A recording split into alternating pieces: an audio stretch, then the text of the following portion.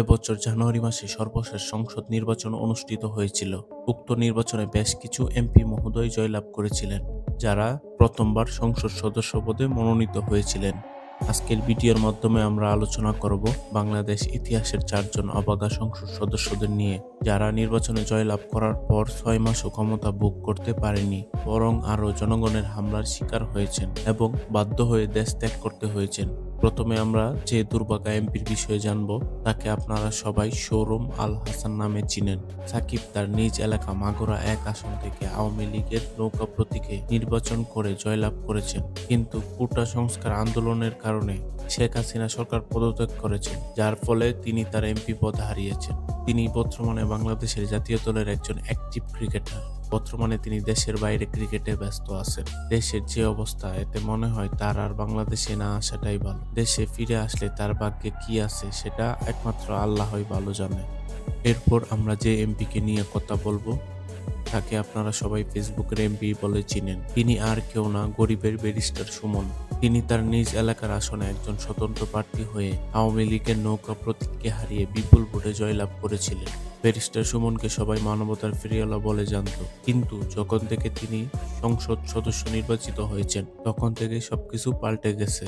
তিনি শেখ হাসিনা স্বৈরাচারী সরকারের পাল্লায় পড়ে ছাত্রলীগের পক্ষে কথা বলেছেন, যা কোনোভাবেই কোটা সংস্কার আন্দোলনের ছাত্রছাত্রীরা মেনে নিতে পারেনি। ব্যারিস্টার সুমন বর্তমানে যুক্তরাষ্ট্রে তার নিজ বাড়িতে অবস্থান করছেন। তার সিলেটের দেশের বাড়ি ভাঙচুর করা হয়েছে। যদি তিনি এখন বাংলাদেশে আসার কথা ভাবেন, তাহলে তার কি হবে তা আপনারাই ভালো বলতে পারেন।